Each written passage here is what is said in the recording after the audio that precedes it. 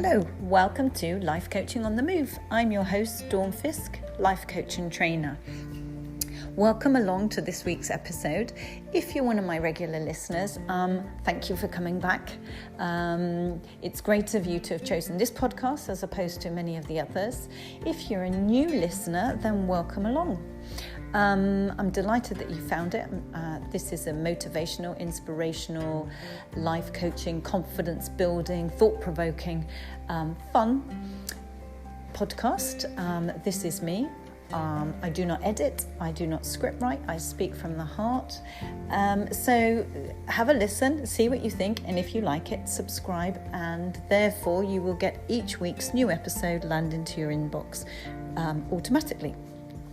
Before I start this week's subject, I just want to cover a couple of little issues, admin. The first one is to launch and let you guys know that I have released the sale of my life coaching gift vouchers, Christmas gift vouchers, which cover 2 life coaching sessions with 10% discount that you could treat yourself to or a loved one for Christmas. Start off the year focused, determined, goal focused, reduce your stress, sort your time management, get a work-life balance, increase your confidence. Whatever the subject is, you're in the driving seat. You choose what you would like to cover.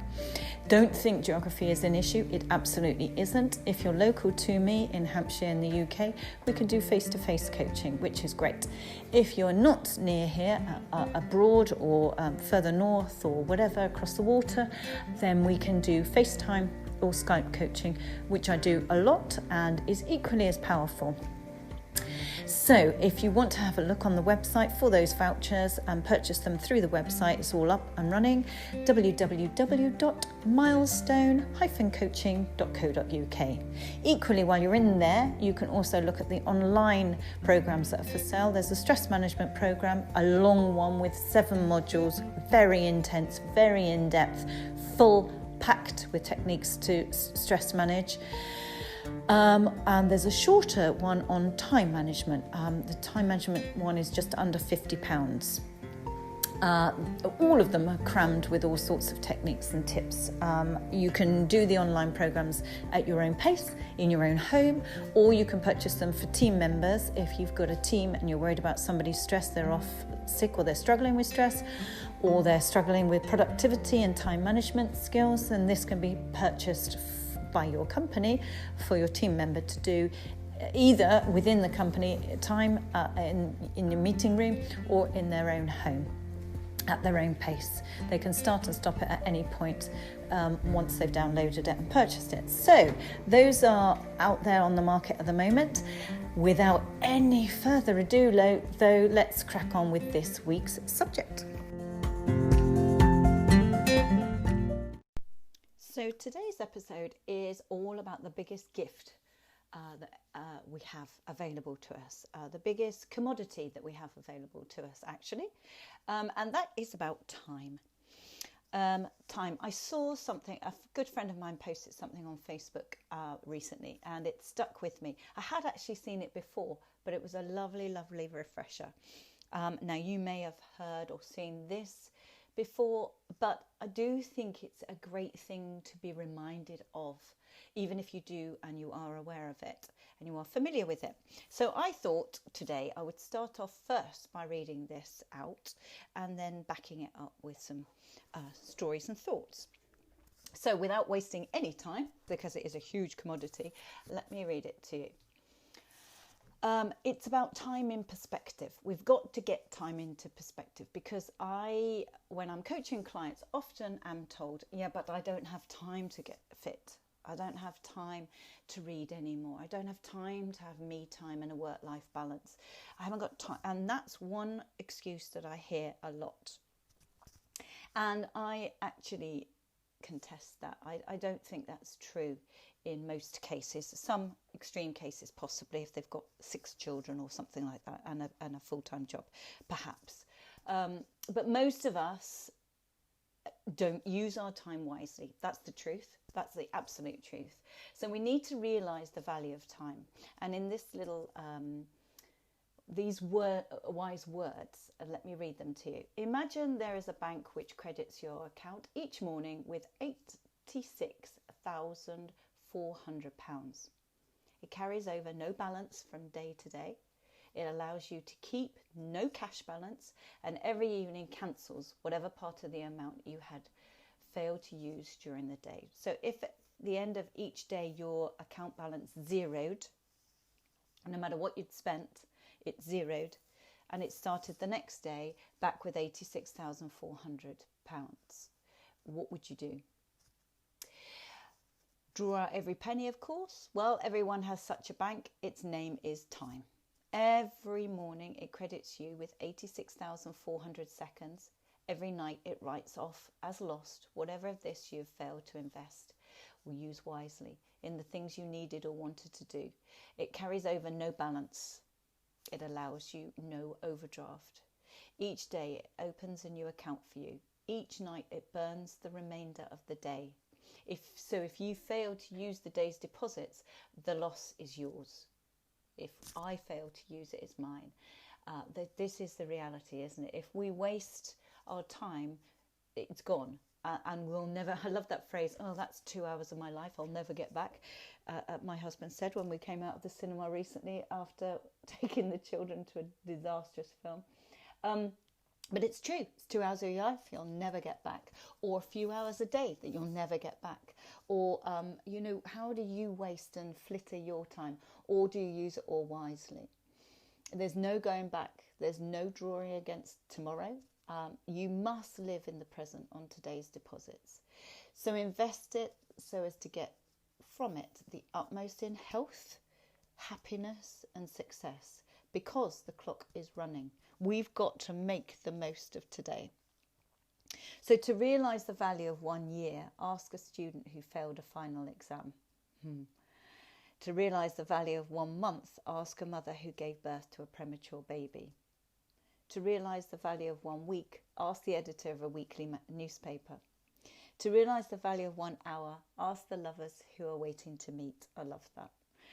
To realise the value of 1 minute, ask a person who missed the train or a flight, as I did once. To realise the value of 1 second, ask a person who's just avoided an accident. Just that split second.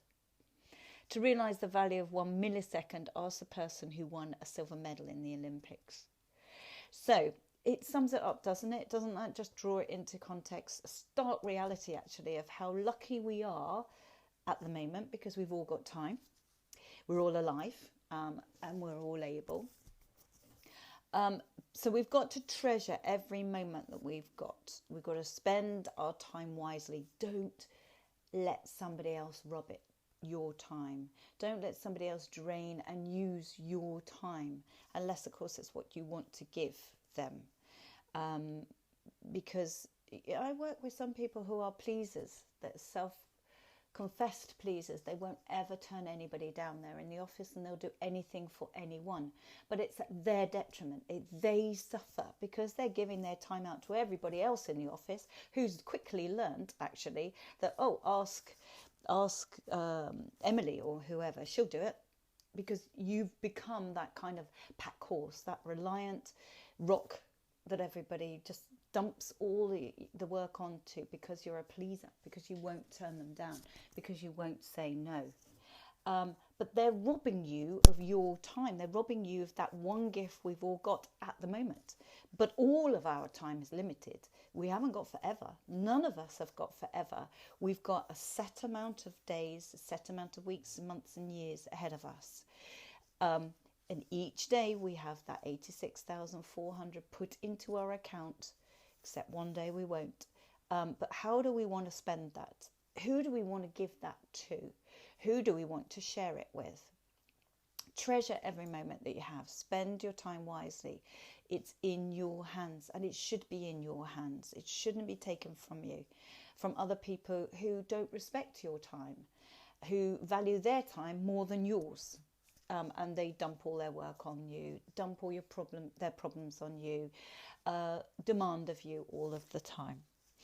treasure it more because you shared it with someone special. So you can choose to share it with people, but make sure it's the people you want, not the negative people out there, not the drains that we've all got in our life. We've all know people that we kind of, you just think, oh, no, I'm not in the right frame of mind. Choose who you want to spend your time with, just as you would choose who you would want to spend your money on.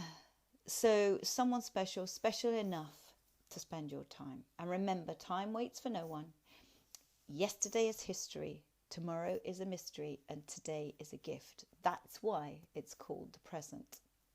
So I love that, and I hope you loved it. I might actually put it up on my website on one of the blog pages in case you want to read it, or print it off and give it to a friend that you, or a loved one that you know is one of those people that gives out and is exhausted as a result. Because we've all got those people, know of those people, and it may well be us. So my question to you is, how are you spending your time? Are you investing it where you want to invest it? Are you sharing it with those that you want to share it with? Or are you in a situation or a relationship where actually, if it were cash, if it were hard cash, would you want to spend your money on that person? Are you in a job working for a boss that just drains you, that drags you down, that makes you unhappy? Are you in a relationship where it's not as fulfilling as you want it to be? It's not reboosting you, it's not replenishing you, it's not giving you all that you deserve, it's not giving you the enjoyment, the fun, the love, the laughter, the companionship. What I'm saying here with this time, even though it's about time, it's basically about how we spend our life, where we spend our attention, where we spend our focus, where we spend our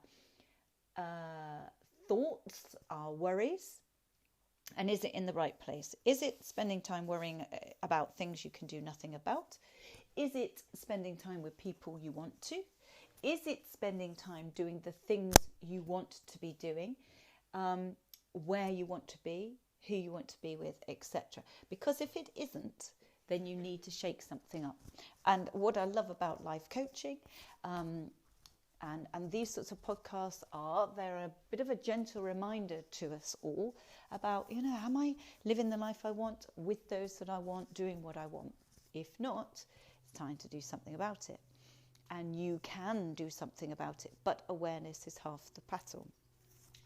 So if you're one of those people, like some of my clients, who says, yes, but it's all right for you, you've got time. Or my husband says to me, it's all right for you, you've got time to go for a run or go to the gym. No, I make time to do that. Or other people might say, yeah, but I haven't got time to read and relax or anything like that. Yes, we have. There may be ways that you need to adapt that and use your time cleverly and wisely. For example, I don't have much time to sit and read a book, partly because I fall asleep within about a page and a half. My eyes just go, because I'm very tired by the end of the day, because I've crammed a lot in, generally. Probably too much. My other half says I never ever stop and I never relax, and I'm a classic type A personality that's on the go all the time. But that's the way I am, and I like it, and I get a lot achieved. But what that means is the minute I lay in bed and start to read, I'm asleep within minutes.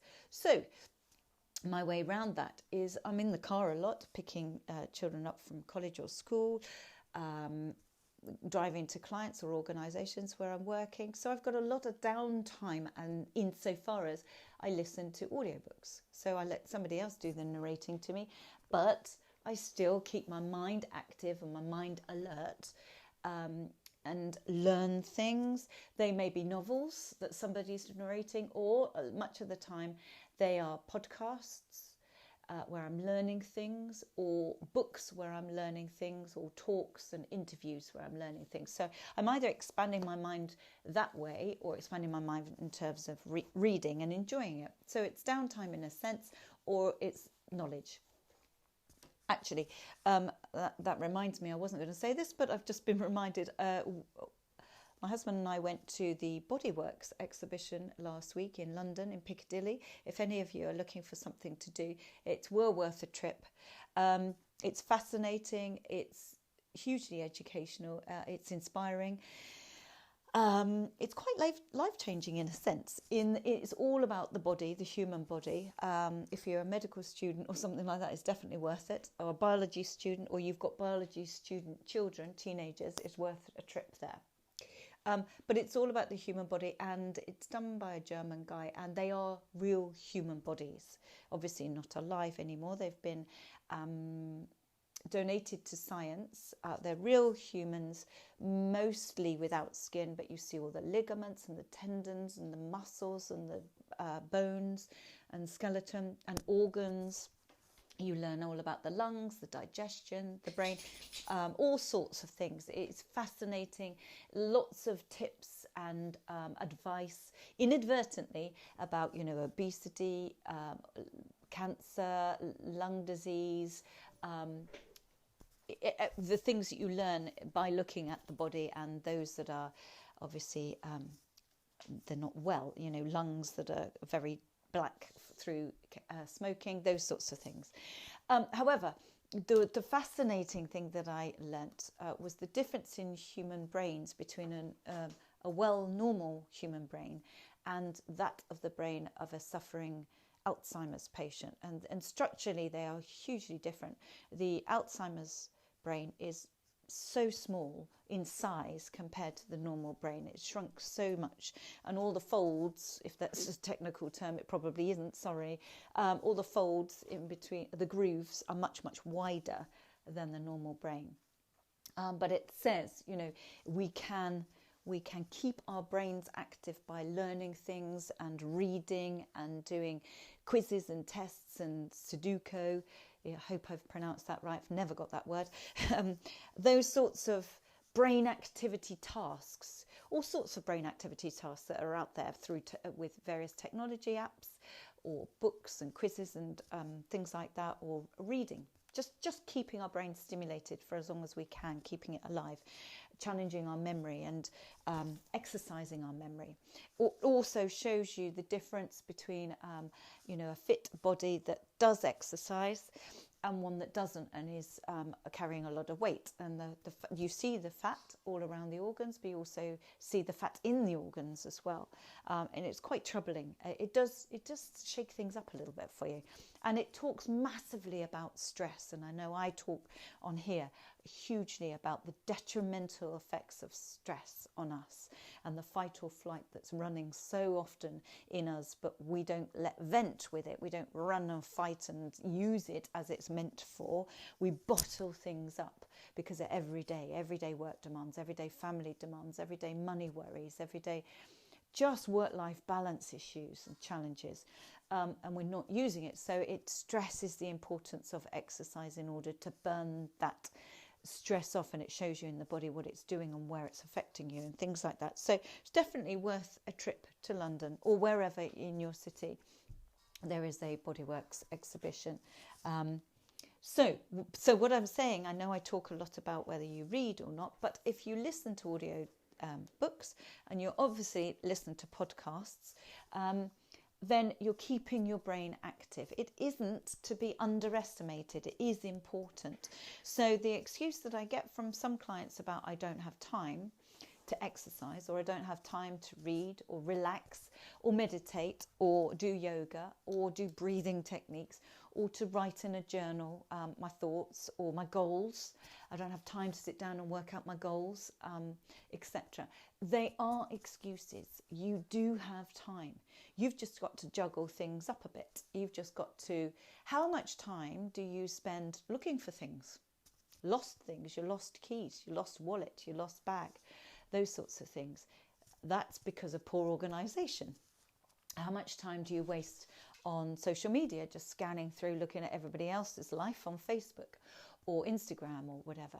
How much time do you lose on YouTube or the internet when you start to do, I did this yesterday, started to do a little bit of internet Christmas shopping, and before I know it, I'm in a different website, then a different website and a different website. I had to make myself come back to the task in hand, get those items ordered and make myself walk away from the queue, step away from that computer. because it's so easy, isn't it, to get drawn in.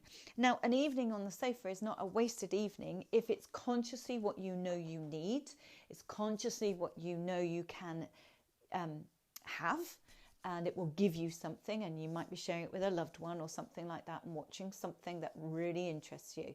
But if it's one of those nights where it's just habit, I just sit here every night, I just watch rubbish TV, I just flick through the channels and find something that's just about tolerable, or that's a waste. That is a total and complete waste. We're just blubbing on the sofa. We're just wasting our time. And if you think about it, that could be money that you're just literally just folding up notes and shoving them down a drain. Would you do that? I think probably not. And yet we do that with mindless TV, no real interest, no real intent there or anything. We're just sitting there in almost just a blub state. And those are the times where you might want to get up and do something, get up and achieve something, get up and read a good book, get up and download a book ready for your next few journeys. Start sorting things out so you've got a place for the keys, a place for your bag, a place, organising things, achieving things. So what I'm saying now is we've got the end of the year looming. And I love the new year because it's a good chance for a good spring clean, a good chance for a good sort out, get the garden ready for the spring, get the home ready, a good old time. January comes, some people do New Year's resolutions, some people write goals for the year and so on. It's a good time. But before that time starts, we have the end of another year. So we're just approaching the end of this year. And I still do really, I think. I do it sort of subconsciously. Every New Year's Eve, I reflect on the year. What have I achieved?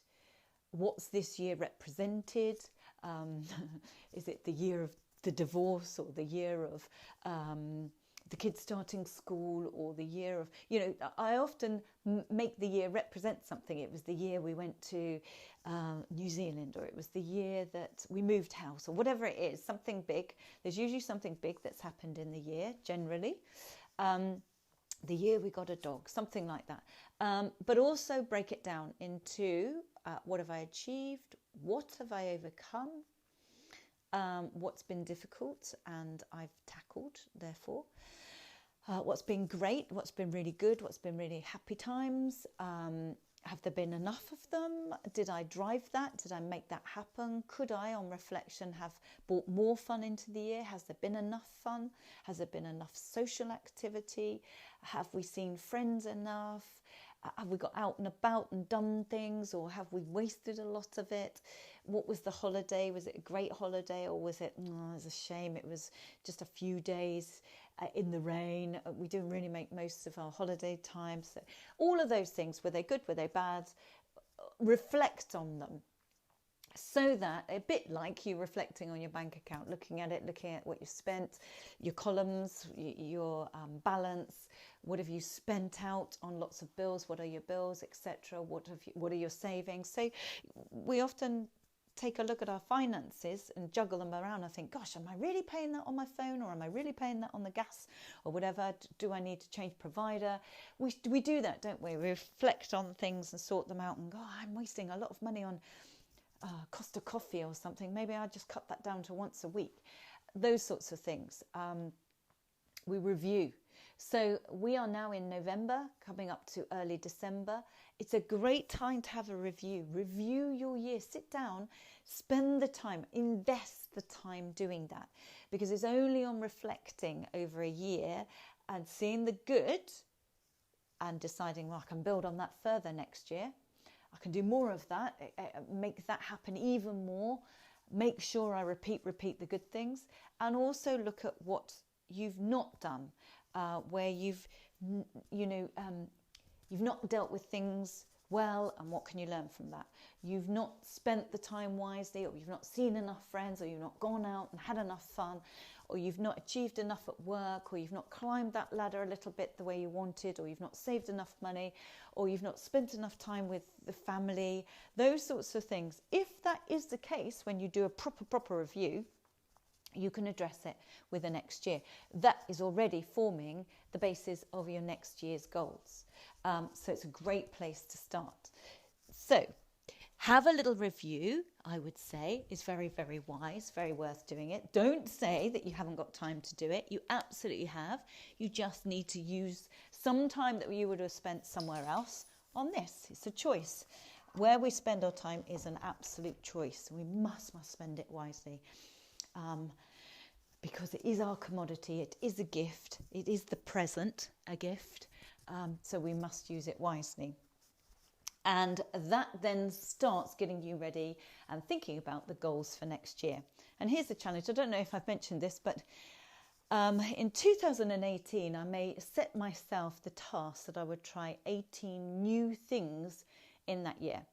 That was a little personal challenge that I did. 18 new things. That ranged from all sorts of things. I went to two live bands that I went to see that I'd never been to before, a country that I'd never been to before, a food type that I'd never eaten before, those sorts of things. Different kind of books that I'd never read before, so on and so on and so on. So 18... I forgot to do it this year, but I am planning to do 20 in 2020, 20 new activities. Actually, I might even, on my review and reflection of 2019, work back in hindsight and see if I did achieve 19 new things. I know for one thing, I've started this podcast, which I'd never ever done before, and I've shared that with you. I know for another, of course, that I did the zip wire in Wales that I've shared with you. And the third one is the Bodyworks exhibition. So maybe actually on reflection, and they're just things that I'm thinking about as I'm chatting now. So perhaps I did do 19 things. I'll sit down and review it. Do the same. Enjoy the experience. Learn from it. Take things from it. And then start to write your goals ready for 2020 so you hit the year strong, focused, driven, motivated, a clear roadmap of where you want to go, clear aims. And we'll talk more about that on another podcast. But use your time wisely and enjoy it. Sorry about that. I just had to stop and have a quick coughing fit. So that's it for this week's episode. I hope you found it useful and interesting and helpful. I hope you try out the suggested techniques. Feel free to share your achievements and your insights with me by dropping me an email, dawn@milestone-coaching.co.uk, or drop me an email with a suggested topic that you would like me to cover in future episodes. If you've enjoyed this episode and found it helpful, then I just ask a small favour. Please share it on to friends or on your social media. Feel free to press subscribe, and then you will get each forthcoming episode land in your inbox as soon as I release it. The second bigger favour I've got to ask you is that apparently the majority of the population still currently do not know actually how to listen to podcasts, how to find them, how to download them, and how to listen to them. And I know that we've just covered the topic of audiobooks and podcasts and free interviews and free content, so we expand our mind and stuff. It could well be that your good friends and loved ones would like to do that and could benefit in all the ways that we've said today, but they don't know how. And I know that you do know how. So perhaps show them, help them, give them a little mini tutorial and download for them, maybe subscribe for them if you feel this could be a podcast that could equally help them in the same ways that I'm hoping it's helped you or interested you. So do feel free to sort of just get involved. So thank you very much, and I hope that you'll join me on the next episode of Life Coaching on the Move. In the meantime, have a great, strong and confident week.